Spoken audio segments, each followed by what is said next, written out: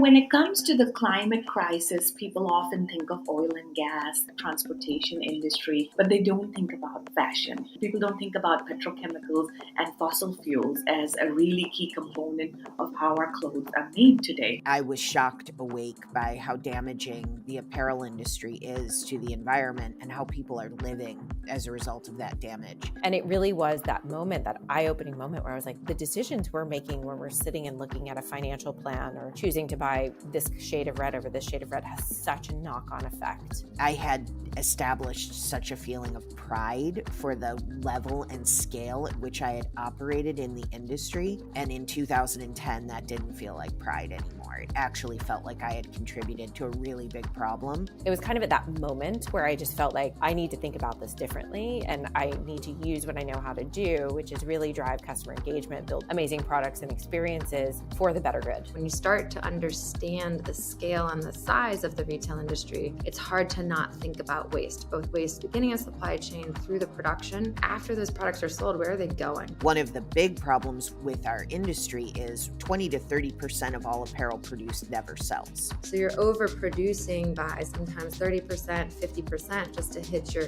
original planned sales. So this is just a flaw of how the business model operates. What we are seeing is ultra-fast fashion brands like a Shein that can move goods into the United States without even paying duty, not paying the price for all the ecological harm as well as the human rights abuses with which these clothes come to us. If something costs $5 as a top or a bottom, that is the price of exploitation. There's no way to make that sustainably. In the linear economy, which is the normal economy today, we take resources and we make an item, we make a widget. That widget becomes waste. There's nowhere for it to go. So we've built the first half of the economy from source to consumer to be used. But then after it's used, where does it go? And right now, the start of the circular economy has been resale. The end of the circular economy that really closes that back half of the loop is where you take the make, take, waste model and turn it into a closed loop system by building out reverse logistics to actually take that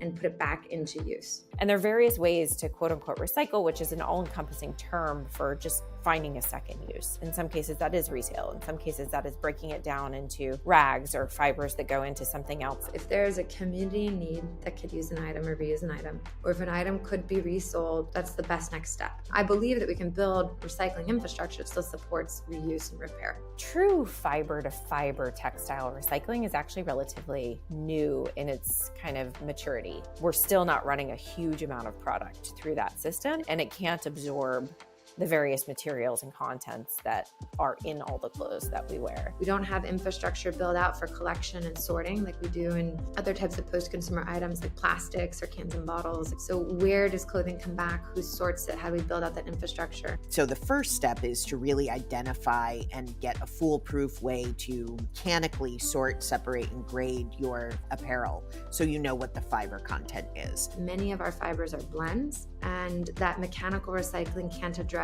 all fibers or isn't the perfect solution to get the best quality outcome of fiber. We can fiber sort and feed that into fiber to fiber recycling. We're starting to incrementally change the way things are handled. It is very hard to change the way people think. The industry knows that we have really big problems to address, but there's a very slow pace to change, and there's a very slow ramp up to getting these solutions commercialized at the scale and scope to make a meaningful difference in the industry. I think there's a huge opportunity for marketers to impact this area. From an activism, advocacy, even policy engagement standpoint, there's a lot that marketers can do to humanize the climate crisis, to really move people in a way that builds empathy. The sustainability message can feel overwhelming and like, well, whatever I do, I'm not going to make a big impact. We actually focus more on the pain point we're alleviating. We'll say things like, turn your trash into cash. It really starts to resonate in this like, oh, that's me.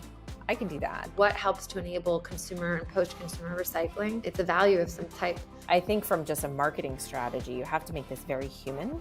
Our approach is, let's overperform on expectations from a consumer level. And then, oh, by the way, we're cutting impact to global air, water, soil, and trees. And the product's been designed to be fully recyclable. So don't forget to send it back to us because we're going to do it all over again. If we can't make it part of the experience, and if the consumer doesn't have a positive read on that experience, we can't expect them to change behavior. I am an eternal optimist, otherwise I wouldn't be doing this work. There is this growing awareness, and I think this recognition that fashion should not be a disposable good. We're not going to educate 300 million people on the benefits of circular economy. So if we can get as many people as possible thinking, oh, I should recycle this instead of throw it out, it starts the conversation.